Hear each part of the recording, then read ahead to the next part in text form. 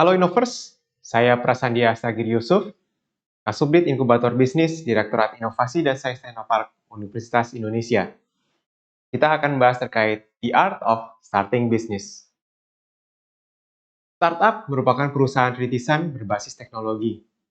Saat ini, startup menjadi tren pilihan profesi mayoritas Gen Z, juga sangat booming karena mampu diakselerasi bisnisnya dengan sangat cepat.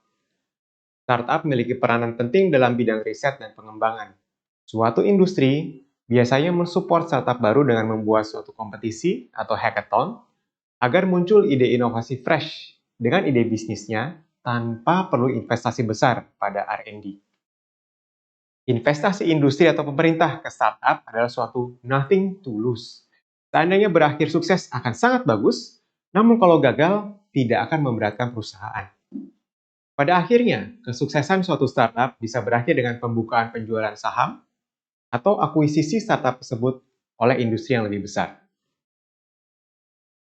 3 komponen utama dalam berbisnis adalah: pertama, menciptakan dan memproduksi suatu barang jasa; kedua, memasarkan suatu barang jasa; ketiga, mengumpulkan imbal hasil dari penjualan barang jasa.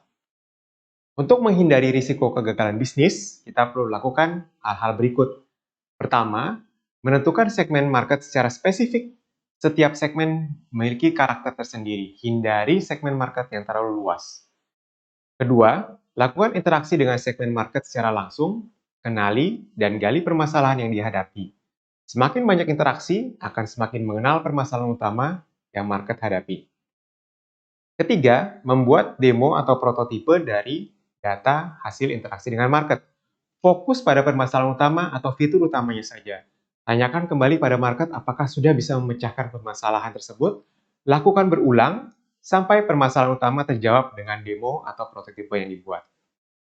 Keempat, buat bisnis model yang simple bagi market untuk mendapatkan barang jasa yang kita tawarkan. Semakin simple, semakin bagus.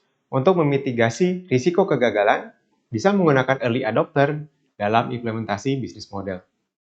Kelima, segera launching fitur utama kepada market dan lihat parameter tingkat kepuasan.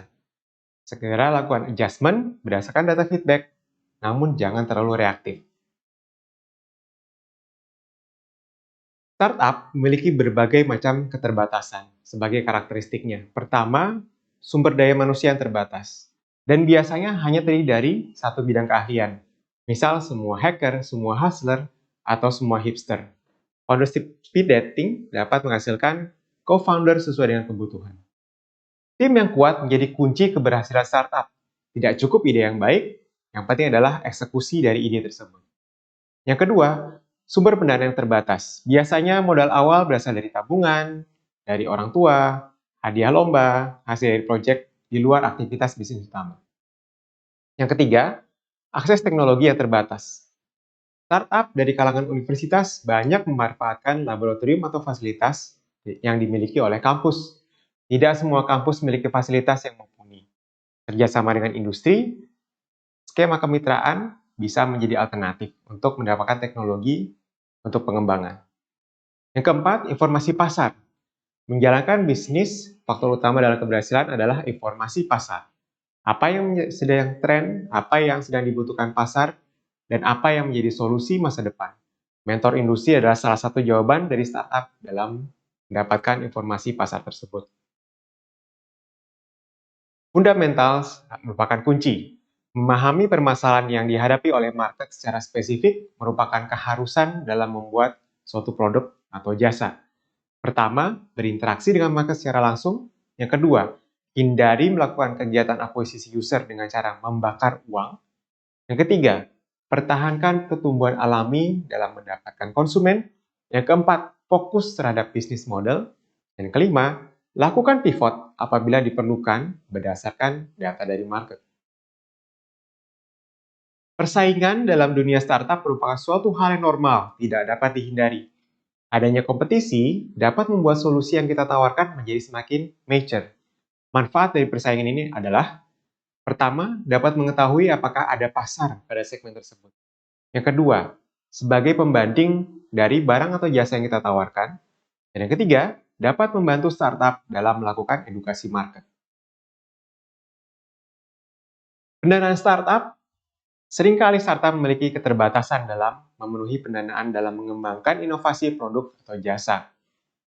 Berapa yang dapat dilakukan adalah, pertama, pendanaan dari tabungan, kedua, pendanaan dari orang tua atau angel investor, ketiga, bootstrapping, keempat, mengikuti lomba atau program hibah, kelima, melakukan kemitraan dengan industri, keenam, fundraising, pitching venture capital, yang ketujuh, yang sangat terkait dengan bulan inovasi adalah pendanaan inkubasi dari universitas.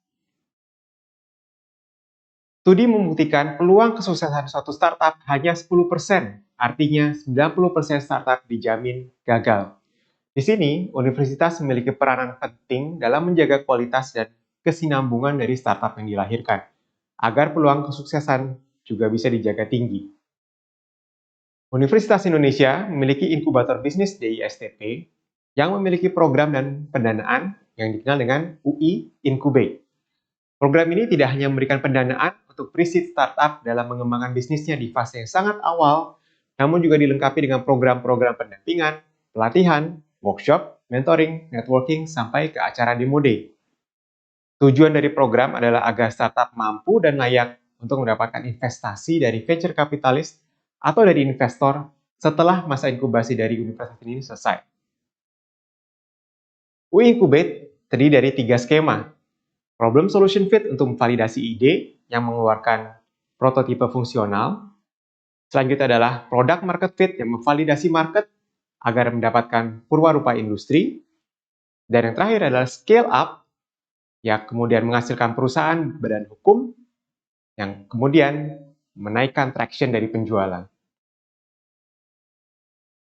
Benefit dari UI Incubate, selain dana pendampingan, akan ada mentoring dari para CEO, co-working space, dan juga jejaring bisnis. Ini adalah co-working space dari STP UI yang terletak di gedung ILRC UI lantai 2. Dan berikut adalah berbagai program coffee morning dan pelatihan yang diberikan sebagai pendampingan untuk startup UI. Demikian Innoverse, semoga bermanfaat. Salam inovasi.